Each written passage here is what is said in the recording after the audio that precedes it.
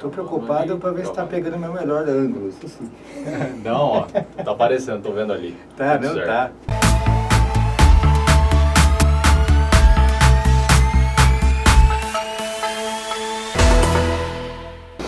Professor Lino, já estamos gravando ali também. Tá bom. Muito obrigado pela sua disponibilidade, por visitar aqui a Rádio Brasil, para contar um pouquinho mais para a gente sobre cultura de paz. Queria começar aqui a nossa conversa, abrindo espaço para o senhor nos explicar, afinal, o que é cultura de paz. Ó, em primeiro lugar, eu gostaria de agradecer muito a oportunidade de a gente levar essa mensagem, né, que busca promover a paz pessoal, social e planetária, que busca promover a cultura de paz. Mas o que seria, né? Então, respondendo a sua pergunta, o que seria a cultura de paz?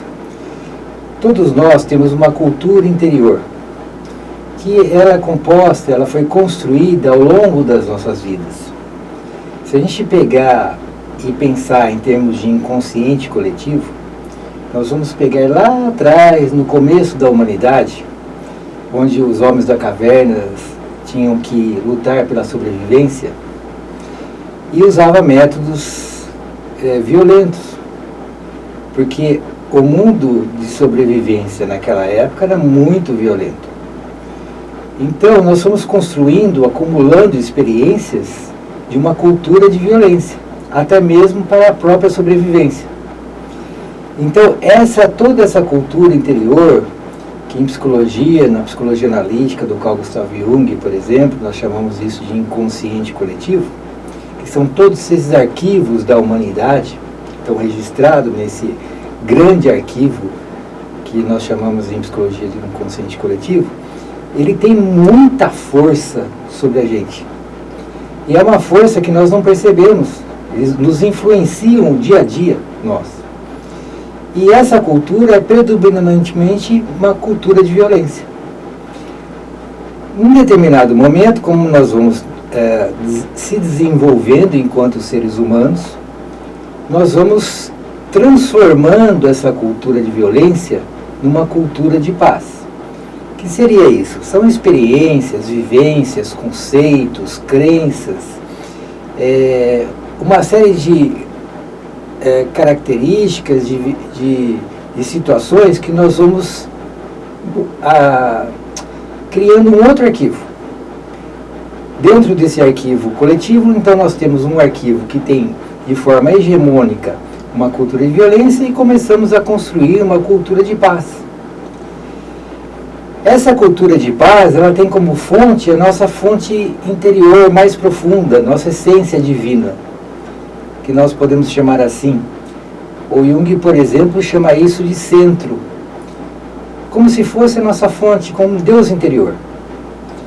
Então, até ele fala uma coisa muito interessante, que isso aí, nada podemos falar sobre esse centro, que para nós é incognoscível, mas a gente sente ele. E ali está o arquétipo da paz, está a essência da paz que todos nós temos. Então nós fomos desenvolvendo uma cultura de violência e agora nós estamos construindo uma cultura de paz dentro da gente. E essa cultura, e a ideia, né, desse tema que nós estamos falando aqui, cultura de paz, é que esses frutos dessa cultura de violência, eles vão diminuindo com o tempo, conforme eu vou me transformando. Melhor ainda, quando eu tenho consciência desse processo e me esforço intencionalmente para que isso aconteça. Então eu diminuo a cultura de violência minha interna e faço crescer a cultura de paz que tem dentro de mim. Então isso reflete no exterior através, primeiro, de uma saúde corporal, porque junto à irmã gêmea da paz é o amor. E o amor é a força mais poderosa que tem no universo. Então, quando nós focamos nesse desenvolvimento da cultura de paz, nos interiorizamos, buscamos, aqui nós estamos numa rádio católica, né? Nós podemos falar assim que o reino de Deus está dentro de nós, então essa cultura de paz está dentro de nós, então nós nos voltamos a si mesmos, desenvolvemos isso, E a partir dali nós temos saúde física, saúde mental, e reflete num relacionamento pacífico com o entorno, com o meio, com o mundo externo. E esse mundo externo é feito de outras pessoas, com os animais, com a natureza, com o planeta, com o universo. Então, cultura de paz seria todo esse conjunto meu interior que tem como base a paz e um conviver de forma pacífica e pacificadora. Que bacana. E eu queria, diante de toda essa explicação, a gente percebe a serenidade que o senhor tem para falar sobre esse tema, né? O senhor, desde quando é um entusiasta da cultura de paz, como você acabou se tornando um defensor, um entusiasta mesmo desse movimento? Boa pergunta. Eu acho que ninguém me perguntou isso antes. Mas em 1995 eu comecei a fazer um trabalho numa comunidade tida como de alta vulnerabilidade social aqui em Campinas. Muita violência, muita precariedade. E ali eu fui percebendo, comecei a me conhecer melhor, e fui percebendo a minha afinidade com Francisco de Assis. E eu estou falando afinidade não em termos de religião, não na visão religiosa, nem teológica. É uma coisa de dentro, de alma. E é interessante porque Francisco de Assis nos fala assim: Senhor, fazei de mim instrumento de vossa paz. E quando eu comecei com esse trabalho, sem perceber, porque como professor o meu viés era educação. O senhor é professor de? Eu sou profissional de educação física, especialista em psicomotricidade e arte-terapia. Certo. E eu tive uma intuição, nossa, é muito interessante estar falando sobre isso, que me falaram assim: você vai evangelizar através da educação física. E eu não tinha a menor ideia do que isso significava. E daí começou esse caminhar, passo a passo. Logo em seguida eu fui trabalhar no programa Escola da Família Espaços de Paz. Então, eu fazia esse trabalho em uma comunidade carente aqui, e nós terminávamos as nossas atividades numa escola. E na Escola da Família, que é um programa ainda, né, do governo do estado de São Paulo, eu acabei indo em outras comunidades carentes, não tão menos violentas. Só que eu comecei a coordenar 18 escolas ali. Então, a partir dali a coisa foi andando. Ali eu fui contratado pela Unesco, que também fala desse tema de paz. E daí a coisa foi caminhando até que um dia nós começamos a trazer uma bandeira aqui para criar em Campinas o Conselho Municipal de Cultura de Paz. Isso começou em 2013, em 2017 ele foi criado, eu fui eleito conselheiro e primeiro presidente. Daí viemos com o nosso projeto, que é a nossa Menina dos Olhos, que é a mostra cultural que virou internacional Bandeira da Paz. E aí outros projetos, todos hasteamento da Bandeira da Paz, ciclo de palestras Bandeira da Paz, e assim vai, até entrevistas sobre cultura de paz, estudos, né? Estudos científicos. Então foi assim que foi caminhando, né? Você fez eu fazer uma retrospectiva aqui, foi muito bacana. É por isso que a gente chega no momento atual da entrevista. Inclusive, chegar até o contato do senhor foi por nós estarmos acompanhando, né, o périplo que o senhor tem feito aqui por várias autoridades também, autarquias aqui em Campinas. Vimos a presença do senhor lá na Câmara Municipal recentemente, levando esse movimento da cultura de paz. E aí a pergunta que eu quero fazer para o senhor é a seguinte: Na sua avaliação, faltam políticas públicas voltadas à cultura de paz? Como tornar isso mais concreto, inclusive na formação, por exemplo, nas escolas públicas, mais concretude para dentro da sociedade? Aí vai do nossa proposta, e não só nossa, né? Todas as pessoas que pensam em educação para a paz, nesse processo de transformação de cada indivíduo. A sociedade é feita por indivíduos.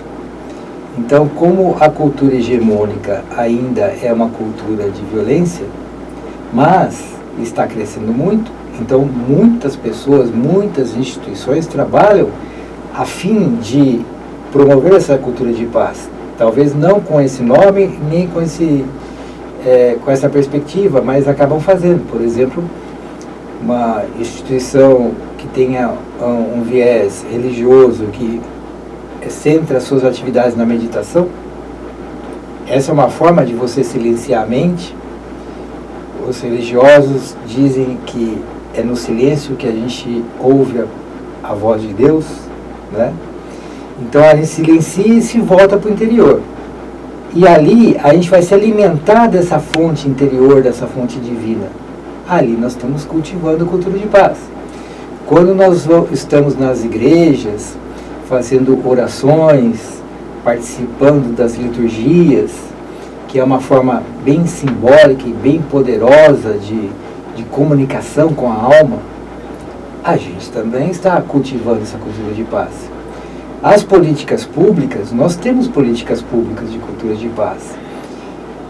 Mas a ideia nossa, inclusive com o Conselho, é que essas políticas sejam aprimoradas e criar novas.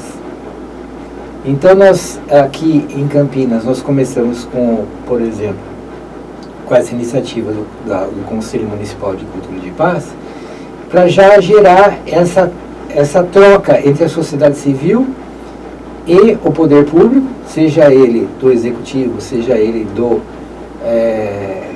legislativo ou do judiciário, essa troca para que a gente comece a criar juntos uma cultura de paz dentro de políticas públicas. Agora, no Brasil e no mundo, nós temos aquela coisa de política que pega e política que não pega. Então, nós temos muitas políticas já implementadas que não pegam. Então, por exemplo, nós temos aí a questão de soltar rojões. Em Campinas é proibido soltar rojões por lei. Então, existe uma política pública que regulamenta essa situação. No estado de São Paulo também é proibido. Então, Campinas está dentro do estado de São Paulo, está sob a égide de duas leis, né? Uma a nível municipal e outra estadual. Agora, mais recentemente foi criado um mecanismo de multar as pessoas que soltam rojões e nós continuamos com uma cultura de soltar rojões. Então, aí é um processo que a educação tem um papel muito importante. Então, a gente começar a ser mais sensível, ser mais humano. Porque se para mim, eu não tenho sensibilidade, eu não tenho compaixão, eu não tenho empatia pelo outro e pela dor do outro, para mim tanto faz soltar rojão. Para mim eu só estou comemorando o meu time, ou então simplesmente gosto de soltar rojão. Mas o impacto que isso dá, por exemplo, nós estamos numa região aqui que tem muito rojão, tem muito passarinho.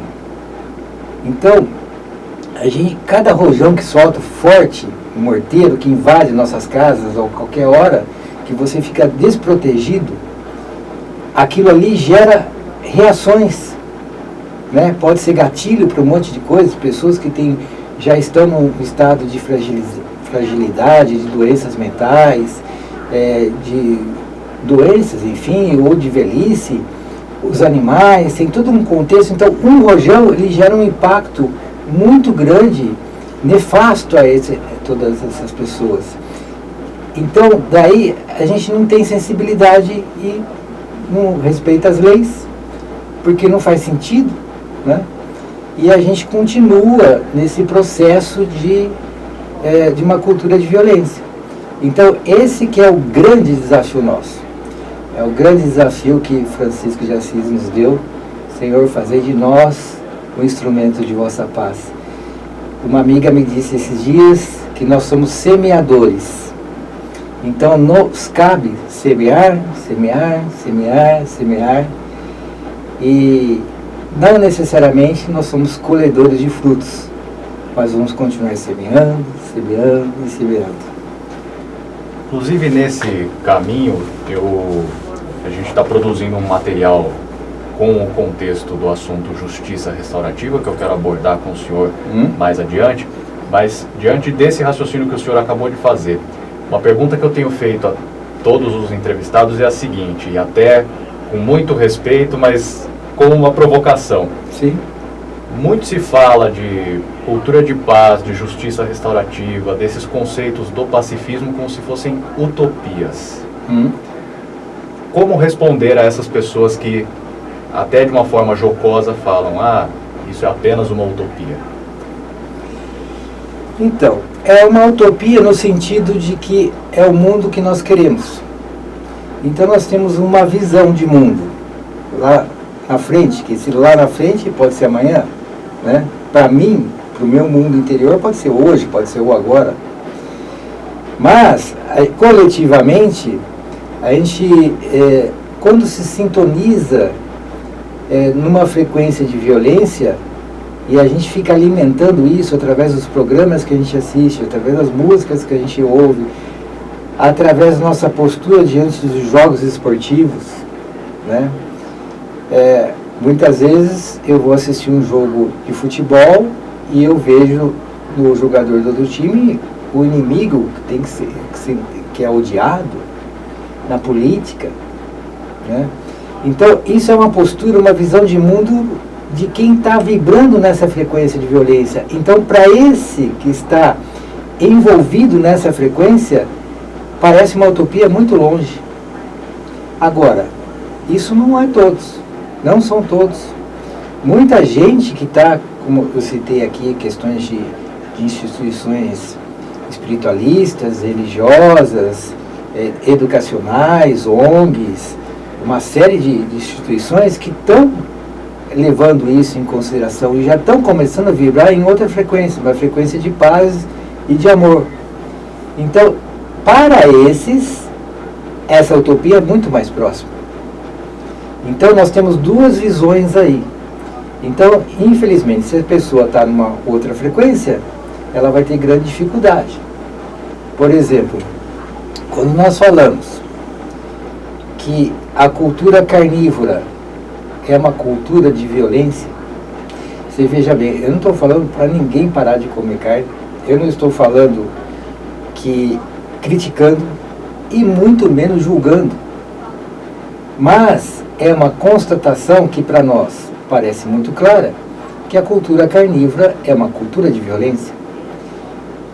Como que nós podemos imaginar um planeta paz, um planeta onde vigore uma cultura de paz hegemônica, se nós derramamos o sangue dos animais na quantidade que nós derramamos todos os dias? Então, o nosso lindo planeta azul está vermelho, vermelho de sangue.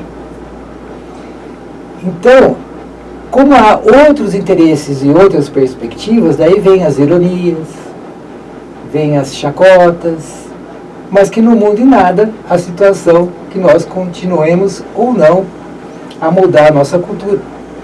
Então, uma cultura que é uma cultura vegetariana e uma cultura vegana, por exemplo, ela está muito mais em consonância com a cultura de paz do que a cultura carnívora. Então, alguém que queira, que se conscientizou e não faz mais sentido para ele ou para ela comer carne vermelha, se ela vai no supermercado e vê uma prateleira lá do frigorífico cheia de carne e ela enxerga um monte de animais lá, ela sente um desconforto, ela fala, não é questão de nada, é questão que não faz sentido mais para mim. Então ela vai diminuindo.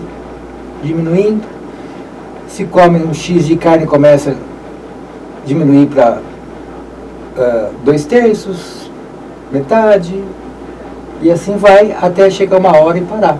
Então é um processo de transformação de uma cultura de violência, quando a cultura de violência vai diminuindo e a cultura de paz vai aumentando no indivíduo. Só que esse indivíduo que eu estou falando aí, que é hipotético, ele existe e são muitas pessoas.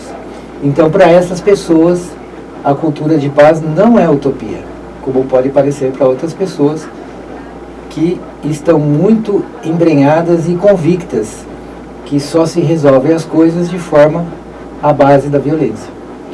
Uma visão mais espiritualista, tudo vai do direcionamento e da energia que você coloca no pensamento, né? Em síntese, a gente poderia dizer assim, né? Professor, agora há pouco a gente falava, eu fiz um gancho rápido sobre justiça restaurativa. O senhor compartilhou muitos materiais muito bacanas, inclusive da abordagem desse tema, da justiça restaurativa, em que o senhor foi convidado para comentar, né, a relação entre a cultura de paz e a justiça restaurativa. Existe um vínculo muito próximo entre essas duas coisas mesmo? Então, a cultura de paz, ela é um tema transversal. Ela abrange todas as áreas. Então, nós podemos falar de todas as áreas sempre na perspectiva da cultura de paz. Ou na cultura de violência. Tudo bem, né? Mas a gente pode dar esse enfoque. Eu como professor, e na minha caminhada profissional como professor, eu senti que, eu costumo dizer assim, que a educação faliu. O processo formal de educação está falido. Porque ele acabou participando de um processo, e foi umas coisas aos poucos, assim. Por exemplo, que a educação formal está baseada no currículo e não no aluno. Então a gente começou a tirar o foco do aluno, da criança, do indivíduo, e passou a pôr o foco no conteúdo. Então pouco importa para o professor saber quem é o aluno. Eu não preciso conhecer o meu aluno. Eu preciso pegar aquele currículo e passar para o meu aluno. Então são coisas, sistemas que vão se deslocando do seu original missão. E daí, eu penso que hoje nós estamos com vários sistemas sociais falidos, como a educação, relação com o meio ambiente, política, saúde e, dentre todos eles, a religião e, dentre todos eles, a justiça.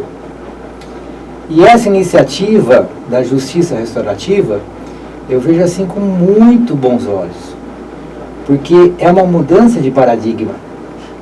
A justiça tradicional, ela é baseada na punição. Então você fez um delito, eu vou avaliar esse delito e vou dar uma punição para esse indivíduo. A justiça restaurativa já parte de outra perspectiva, que aconteceu o delito. Então vamos reunir as pessoas envolvidas naquele delito. Vamos fazer um diálogo visando a conscientização, e a partir desse processo de conscientização que a gente vá desenvolvendo a sensibilidade, a humanização de todos os envolvidos, para que todos percebam como aquele delito gerou um desequilíbrio no sistema, uma desarmonia. Em vez de punir, a gente prescreve, vamos falar assim. Aí eu estou falando mais como, não estou falando como especialista em justiça restaurativa, porque não sou, mas mais como professor. Aí a ideia é que, pelo menos que eu entendo, é que a gente vá criar, através dessa consciência, processos reeducacionais, reeducativos, e não essencialmente punitivos, para que vá gerando uma consciência e a gente vá buscando o reequilíbrio desse sistema. Então, nesse sentido, eu acho que nós estamos dando um passo subindo um degrau importante nessa caminhada desse planeta paz em que vigore uma justiça mais justa. Alguma coisa nesse sentido. Tá certo. Professor Lino de Azevedo Júnior, nós falamos aqui sobre cultura de paz, o senhor falou bastante, mencionou em vários momentos São Francisco de Assis, que é um ícone dessa preocupação com o planeta de uma forma mais geral. A gente está numa rádio católica que hoje tem como sua liderança o Papa Francisco, que redigiu várias encíclicas, uma das mais conhecidas é a Laudato Si, que fala sobre o cuidado da casa comum. Então, esse olhar para os animais vai permeando todo o assunto que nós abordamos também. E o Thor aqui não tem como não reparar, e a gente vê que ele te acompanha em várias visitas, em várias das cerimônias que o senhor participa. Ele é um exemplo da cultura de paz. Olha a tranquilidade dele aqui, para quem não está vendo aqui as imagens, né, ele muito sereno, muito tranquilo desde que chegou, e aqui acompanhou toda a nossa entrevista deitado, numa serenidade. O Thor aqui, os animais são um exemplo da cultura de paz?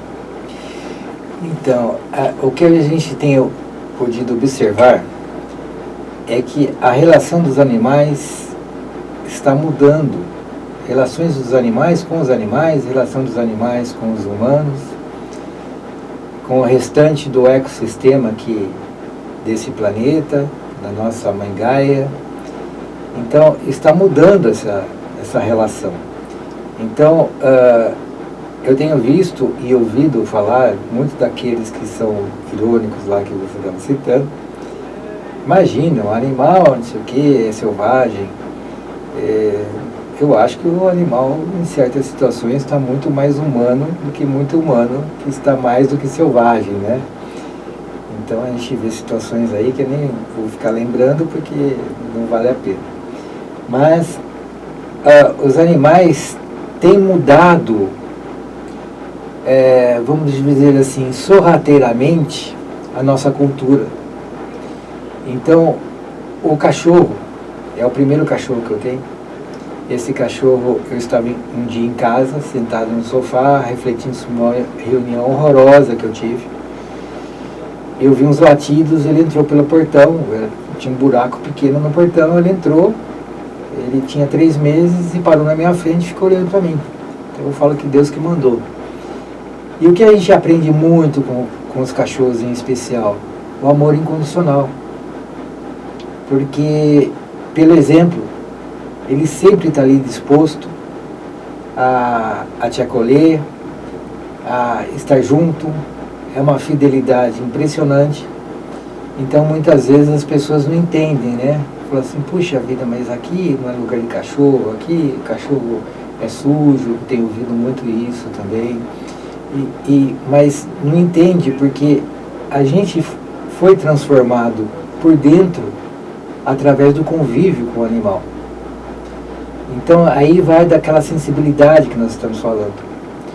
O Thor em especial tem sido assim, ele tem provocado políticas públicas de acolhimento em lugares públicos, porque sempre eu pergunto, como eu perguntei para você, né? Posso levar o Thor?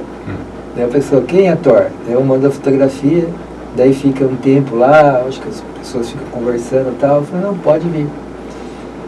Eu tive uma reunião na Câmara dos Vereadores de Paulínia, foi muito interessante, tinha marcado a reunião para as 12h30, daí me liga lá a assessora, não pode ser às 3 horas?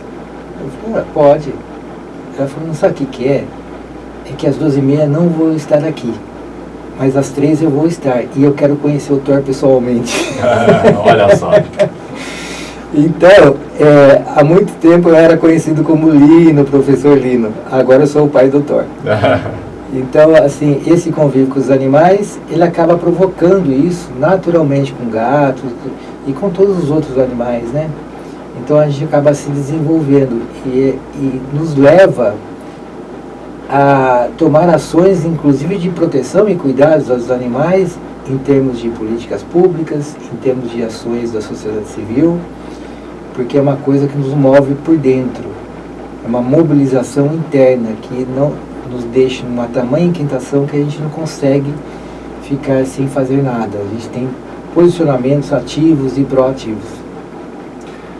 Bacana. Eu conversei aqui com o professor Lino de Azevedo Júnior, uma das lideranças mais proeminentes aqui em Campinas e região, nesse importante movimento da cultura de paz. Conversamos também a respeito de justiça restaurativa, as relações entre cultura de paz e justiça restaurativa. Professor, muito obrigado pela sua gentileza, pela sua visita, sua e do Thor aqui à Rádio Brasil Campinas. Eu que agradeço e que vocês continuem com esse trabalho muito importante de levar mensagens de paz para toda a audiência, para as pessoas, porque muitas vezes uma palavra que a gente nem sabe muito bem porque nós dissemos, ela acaba tocando algum coração que precisava ouvir aquilo naquele momento, e isso pode ser muito rico e oportuno e único para aquela pessoa. Então, parabéns e muito obrigado pela oportunidade.